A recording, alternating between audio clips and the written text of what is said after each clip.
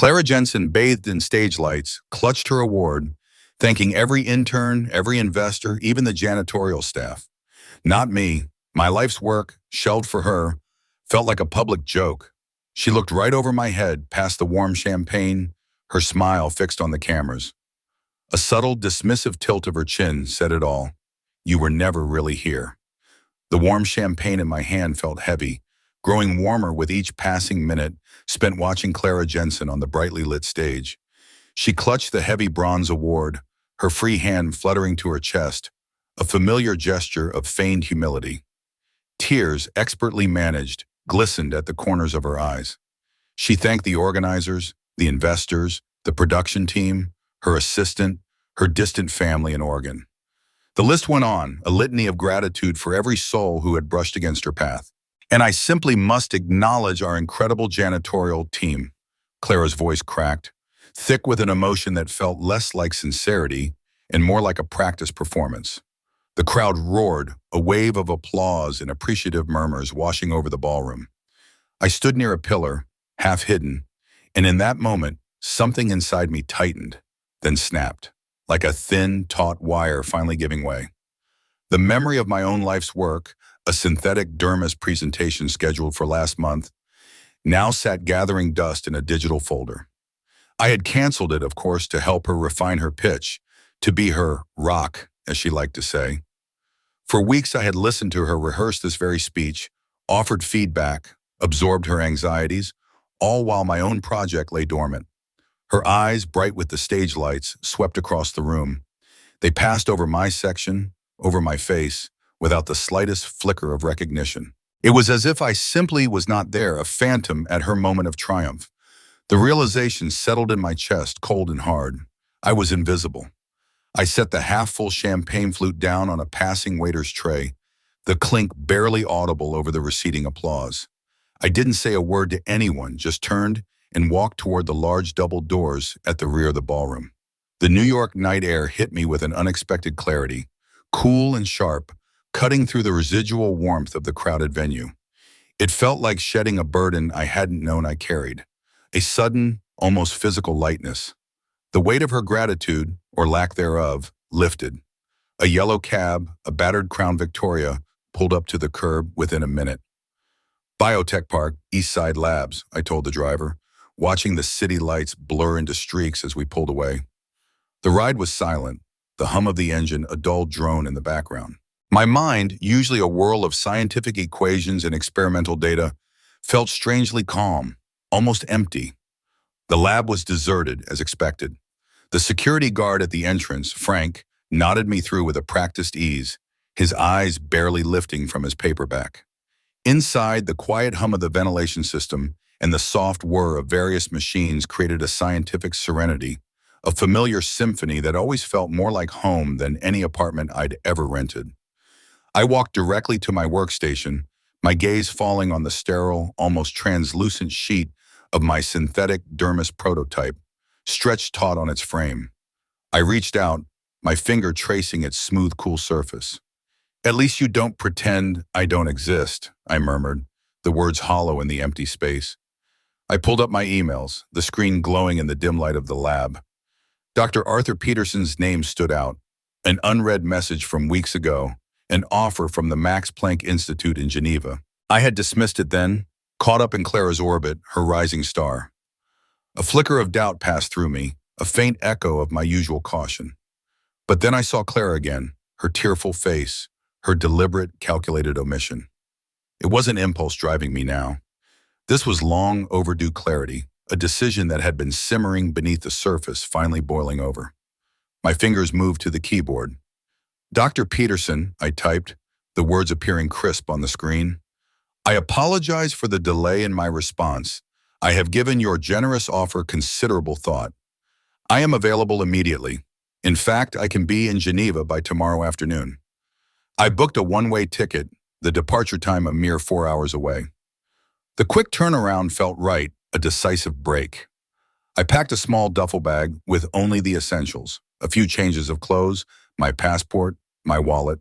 The most important items, my research data and intellectual property, were already secured on an encrypted drive, tucked safely into my coat pocket.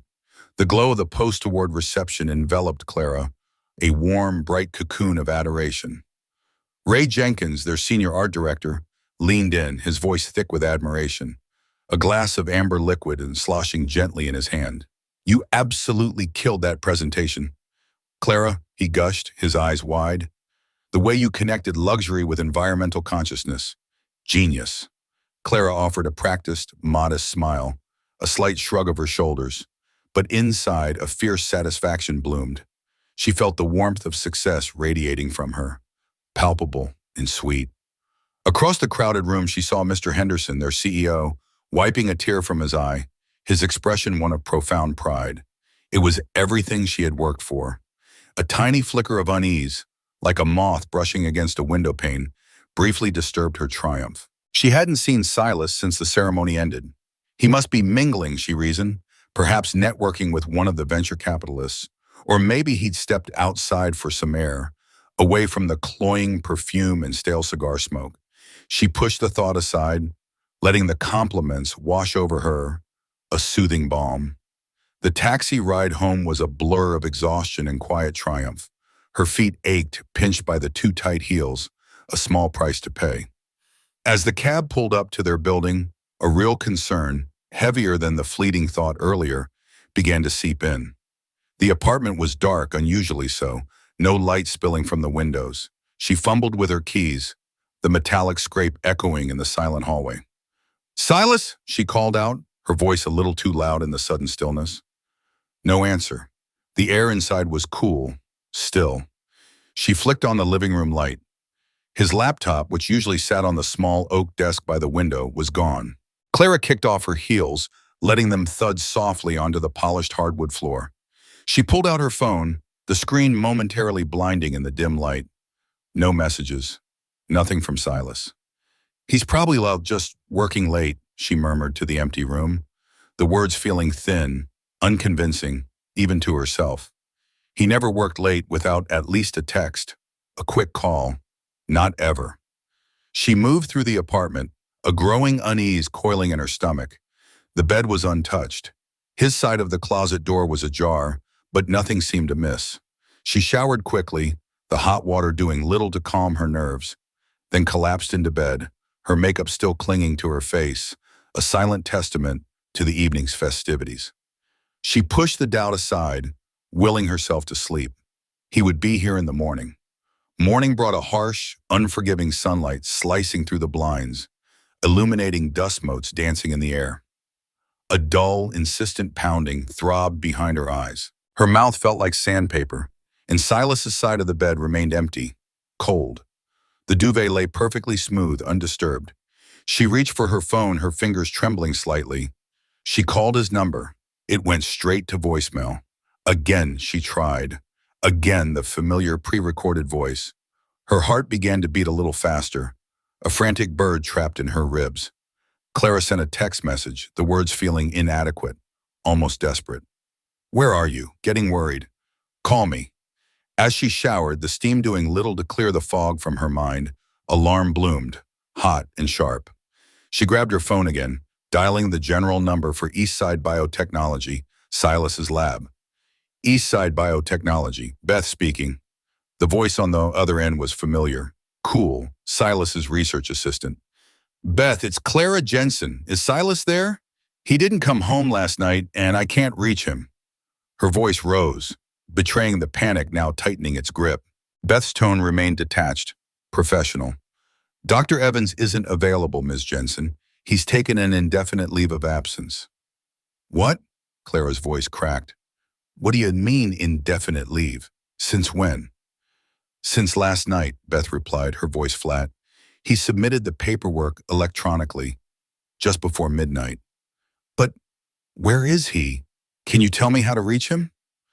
"I'm afraid I cannot share Dr. Evans' personal arrangements," Beth said, a finality in her voice. There was a click, and the line went dead. Clara sat heavily on the edge of the bed, the phone still warm in her hand. Indefinite leave. Submitted paperwork at midnight. This wasn't spontaneous. This wasn't an argument. This was planned. Her mind replayed the award speech, word for word, Every name, every thanks, every tear. Everyone but Silas. The realization hit her, cold and stark. What had she done? The first day as creative director, a role she had coveted for years, and Clara called in sick. The lie felt flimsy, a thin shield against the storm brewing inside her. The phone became an extension of her anxiety, pressed to her ear for hours. She called Silas's parents in Michigan, their voices strained with polite confusion. "We haven't heard from him, Clara," his mother said, a brittle edge to her usual warmth. "Not since he said he was busy with your presentation." His sister, Sarah, in Chicago, offered similar blankness. "Silas, no, he hasn't returned my texts. That's not like him." His lab colleagues, Beth and a few others, were equally unhelpful, their tones guarded, professional. "Dr. Evans is on indefinite leave, Ms. Jensen. We can't provide any further details." She kept hitting walls, each unanswered call, each evasive answer, a fresh bruise. By evening, a fragmented picture began to emerge.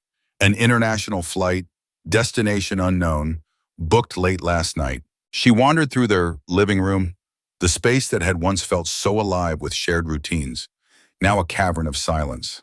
Her gaze drifted over framed photographs, them hiking in Vermont, laughing on a beach in Mexico, an old one from graduate school, their faces younger, full of uncomplicated ambition.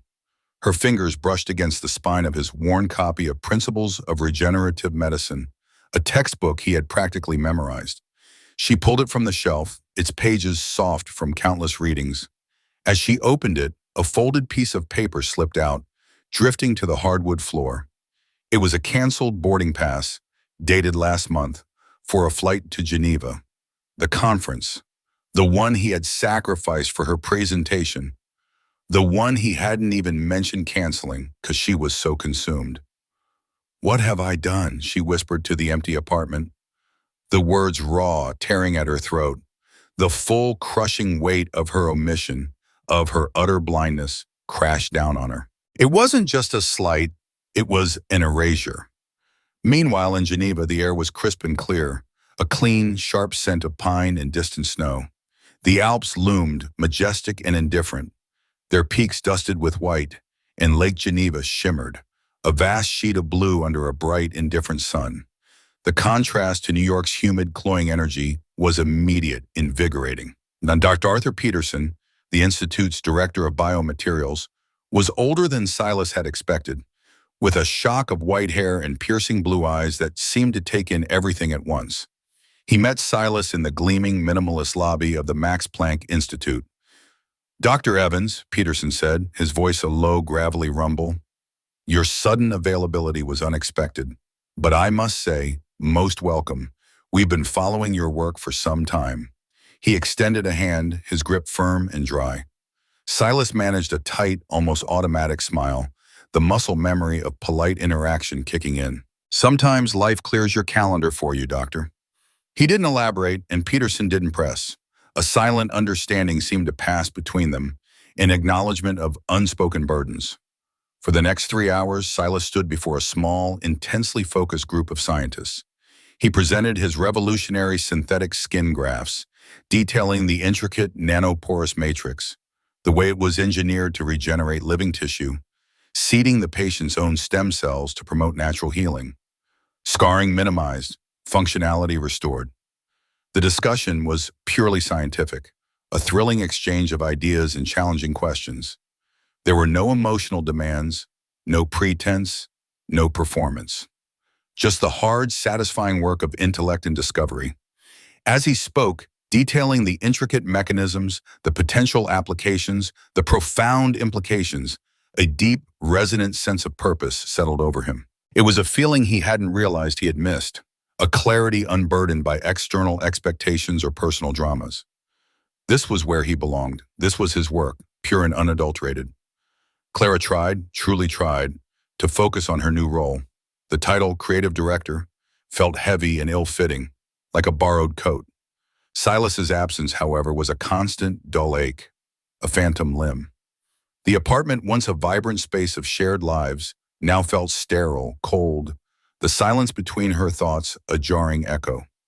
Each morning she reached for her phone, a futile gesture before remembering. Still, she found herself trying to call his number, sometimes from her office line, sometimes from a burner phone she bought online, as if a different caller ID might somehow trick the disconnected line.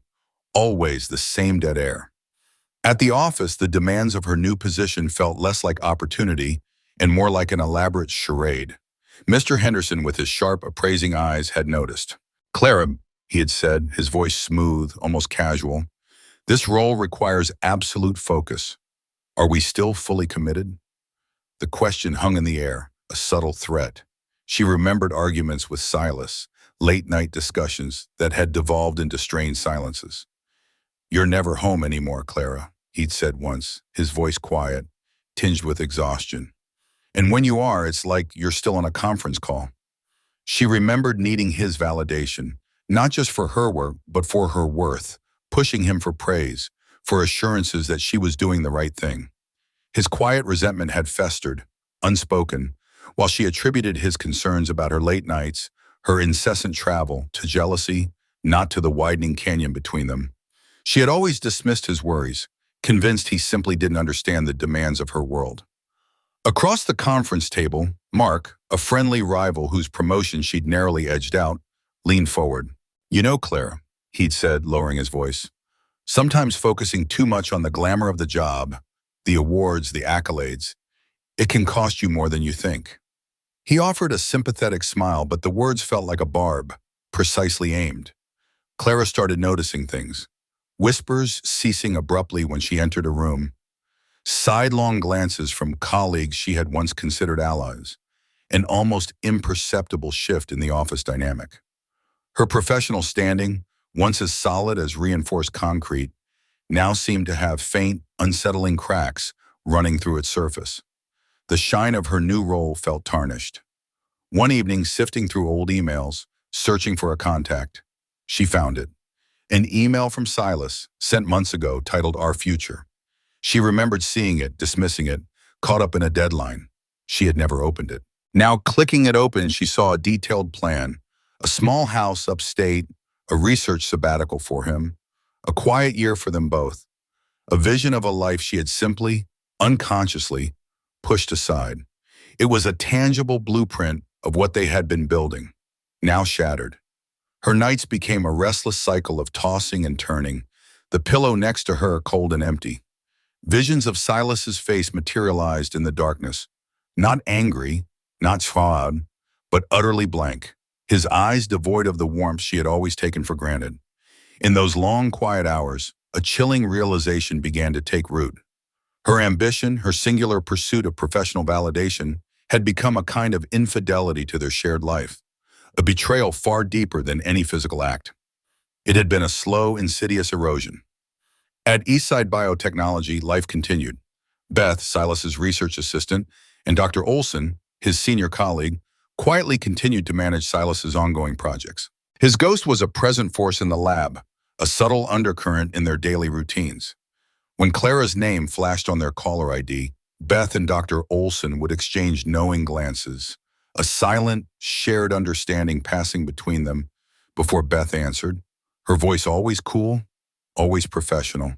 Clara felt the profound loneliness of a self-made bed, the raw, aching reality of it. The betrayal she had inflicted on Silas was not a single event, but 1,000 small omissions, a slow turning away, culminating in his quiet disappearance. She had pushed him out without ever laying a hand on him. In Geneva, Silas thrived. His work with Dr. Peterson, a collaboration that felt both intellectually stimulating and deeply respectful, advanced rapidly. They secured significant funding, the research into synthetic dermis moving from theoretical breakthroughs to tangible, promising prototypes. It was demanding, intense work, but it was his work, untainted by external dramas or emotional obligations. He found a small, quiet apartment overlooking the shimmering expanse of Lake Geneva, a stark contrast to the sprawling, shared space he had left behind. The silence here was restorative, not empty. He learned to enjoy solitary walks along the promenade, the rhythmic lapping of the water, the crisp mountain air. He felt lighter, as if a great weight had been lifted from his shoulders, though occasionally a shadow of his past self, A faint ghost of old habits would linger, a quiet echo in the corners of his mind. A new colleague, Anja, a sharp, compassionate research fellow from Sweden, noticed Silas's guarded nature. She observed his intense focus, his quiet dedication, but respected the invisible barrier he maintained. Her interactions were professional, direct, devoid of the emotional entanglement he had grown accustomed to. This detachment, he realized, was exactly what he needed. Meanwhile, in New York, Clara faced mounting pressure at work. The initial glow of her promotion had faded, replaced by the harsh glare of expectation. A critical campaign, one she had championed, faltered, its metrics plummeting. Her usually sharp instincts, once a reliable compass, seemed dulled, obscured by a constant hum of anxiety and regret. One afternoon, passing Mr. Henderson's office, she heard voices. "Her focus just isn't there, I think," Ray Jenkins murmured, his voice low, confidential. "The team's noticing it, and honestly, Mr. Henderson, some of her recent decisions." The rest was lost as Clara quickened her pace, but the words hung in the air, cold and definitive. Her once vibrant social circle, a network she had carefully cultivated, began to thin. Old friends, many of whom Silas had been closer to, subtly distanced themselves. Invitations stopped coming. Phone calls went unanswered. She was left with the hollow ring of her own ambition. She recalled a particular night, months ago, after a difficult pitch. She had chosen to stay late with Ray Jenkins, ostensibly to strategize over drinks, the clinking of ice, the low lights of the bar, the easy laughter. She had called Silas, already home, already waiting for her, and told him she'd be a little longer, the lie tasting sour even then. The memory twisted in her gut now. The veiled flirtation, the close calls, the careless dismissal of Silas's quiet voice on the phone. That, she now understood, was a form of cheating, an emotional infidelity that had paved the way for the greater abandonment. She had betrayed not just him, but their shared narrative. As Clara grappled with these stark realizations, one couldn't help but wonder if some costs are too high, and if some paths once chosen can ever truly be unchosen.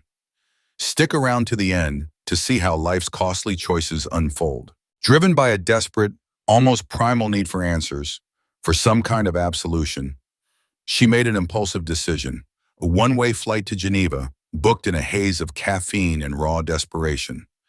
She knew Silas was there, had traced his new institutional affiliation through an obscure scientific journal. It was a Hail Mary, a desperate plea for forgiveness, for a chance to even speak. Clara began to understand that she must pay the price for her choices, and the journey ahead she knew would be a hard one, stripped of glamour, full of raw reckoning. The Geneva air bit into Clara's skin, sharp and invigorating, a cruel reminder of the peace Silas had found. It was a clarity that felt alien to her, a stark contrast to the humid chaos of New York. She had tracked him to the University of Geneva Medical Center, a modern, imposing building of glass and steel. She found him in an auditorium, partially hidden in the back row, watching him from a distance as he presented. Silas, standing at the lectern, was animated and confident, a man transformed. He spoke with a quiet authority, detailing his team's latest findings, his hands gesturing with precise, scientific intent. He wore a simple gray suit, his hair slightly longer, less meticulously groomed than she remembered, but it suited him. This was not the quiet, often overshadowed man she had so carelessly dismissed. He looked vital, inhibited, entirely himself. Beside him, projected on the large screen, was a photograph of his research team. There, smiling, was Anja, the compassionate research fellow he had mentioned in his Max Planck Institute bio. She stood next to Silas in the photo, her hand resting lightly on his arm, a warmth and camaraderie radiating from the image that Clara realized she had never truly fostered, never really seen. A pang of raw envy, sharp and unexpected, pierced through her, quickly followed by an unfamiliar, humbling shame. She waited until the presentation concluded, the applause echoing in the auditorium. As people began to disperse, she moved forward, her heart a frantic drum against her ribs. She was halfway down the aisle when he looked up. His eyes, once so full of gentle understanding for her, met hers. For a fraction of a second, a flicker of something, perhaps surprise, crossed his face. Then his features hardened, settling into a mask of polite indifference, utterly devoid of emotion. Clara, he said, his voice flat, devoid of any inflection she recognized. It was merely a statement of her name, not a greeting. What are you doing here?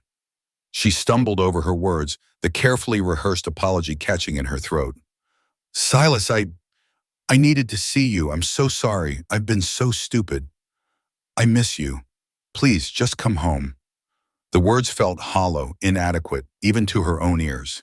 He listened, his gaze steady, unwavering, not hostile, but utterly impenetrable. The quiet calculation behind his departure now made chilling sense. You didn't see me then, Clara, he said, his voice still low, controlled. You won't see me now. He paused, a long, deliberate silence stretching between them. The canceled conference, remember? The one you didn't even notice I missed for your presentation. My name forgotten in your big speech. The years of quiet sacrifice, while you chased your light. He didn't raise his voice, but each word was a precisely aimed stone. Clara felt the full depth of his wound, a chasm she had unwittingly dug herself. The consequences were real, palpable, and entirely her own making. There was no anger in his eyes, only a profound, exhausted resignation. There's nothing left for you here, Clara, he said, his voice softening just enough to be merciful. Or back home with me. He turned then, a finality in his movements, and walked away. He didn't look back. Clara stood there so alone and in the chill of the European afternoon, the hum of conversations fading around her. The grand hall felt vast, empty. She was utterly lost, a stranger in a strange city with nothing left to chase. Clara returned to New York, the city's relentless energy no longer a comfort, but a constant, jarring assault. Her career, once a meticulously climbed ladder, was now spiraling downwards, each rung snapping beneath her. Mr. Henderson, his face grim, demanded results, not excuses. The creative spark he had once lauded now seemed dim, almost extinguished. Ray Jenkins, ever observant, saw Clara's fragility as an opening. His subtle undermining tactics became more overt, a series of calculated maneuvers to position himself for her creative director role. He forgot to include her in key meetings, subtly questioned her decisions in public, and presented her ideas as his own with minor alterations. Clara's professional life became a public spectacle of failure, whispered about in hushed tones over coffee and in hushed cubicles. She was eventually demoted, the carefully worded memo a thinly veiled humiliation. Then, a few weeks later, politely but firmly, encouraged to explore other opportunities. The polite dismissal was a final crushing blow. She sold their apartment, the expansive space now an echoing tomb of regret. Every corner held a memory, a phantom touch, a silent accusation. The money from the sale, though substantial, felt cold, purchased at too high a price. She moved into a smaller, cramped apartment in a less fashionable part of Brooklyn, the glamour of her old life shrinking to a stark, unadorned reality. It was a reality that, she now saw with chilling clarity, mirrored the quiet, unacknowledged suffering Silas had endured for so long. Across the ocean in Geneva, Silas accepted a prestigious leadership position. He was building a new team, a cutting-edge research facility, focused entirely on the next generation of regenerative medicine. The work was exhilarating, the environment collaborative, the recognition genuine. He gradually, graciously began to open up to Anja, sharing snippets of his past, the quiet ache finally starting to heal, like a deep wound slowly stitching itself back together. Their professional partnership, born of shared intellect and mutual respect, deepened into a personal connection, a quiet understanding that bypassed the need for grand gestures or performative declarations. An invitation arrived in his inbox, crisp and official. An international conference in Boston, a keynote speaker slot, precisely the kind of opportunity he had once dreamed of, the very conference he had missed for Clara. This time there was no hesitation. He stood on the star, the bright lights momentarily blinding, a sea of eager, intelligent faces looking up at him. He presented his groundbreaking work on advanced synthetic dermis, the audience captivated by his quiet passion. When he concluded, he acknowledged his team, Dr. Peterson, And then, looking directly at Anya in the front row, a small, genuine smile touching his lips, he acknowledged her contributions, her insight, her unwavering support. He felt pride, not the fleeting, intoxicating rush of adoration Clara had chased, but a profound, settled satisfaction. It was the pure, uncomplicated joy of his work, the recognition of true collaboration, the validation of his own inherent worth. This journey from silent departure to public acclaim felt like a form of payback, not of spite or bitterness, but of reclaiming his own life, his own narrative, his own sense of self. He was no longer invisible. He was whole. Years passed, blurring the sharp edges of memory, softening the raw wounds. Silas was now a celebrated scientist, his name appearing in prestigious journals, his work on regenerative medicine saving countless lives. He led a vibrant research institute, a place of genuine collaboration and discovery. His personal life, with Anji, was stable and content, built on a foundation of mutual respect and shared quiet moments. He rarely thought of Clara, the sharp sting of bitterness replaced by a quiet, settled understanding of what he had needed to leave behind to find his true self. Clara, too, had changed. She worked a modest job outside the high-pressure advertising world, something less glamorous, more grounded, that involved managing grants for a local nonprofit. Her life was quieter, stripped of the relentless chase for external validation, more reflective. The echoes of her past ambitions still resonated, but with less force. One crisp autumn morning, sipping coffee, she saw an article in a science magazine. The headline read, Silas Evans, the quiet innovator revolutionizing regenerative medicine. His picture, taken in a sunlit lab, showed a man truly happy, his eyes clear and direct, truly seen. There was no pretense, no performance, just a profound sense of self-possession.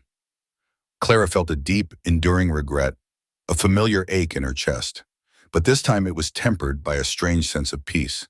She finally completely understood the choices she had made, the relentless ambition that had blinded her, and why Silas had had to make his own, equally decisive choices.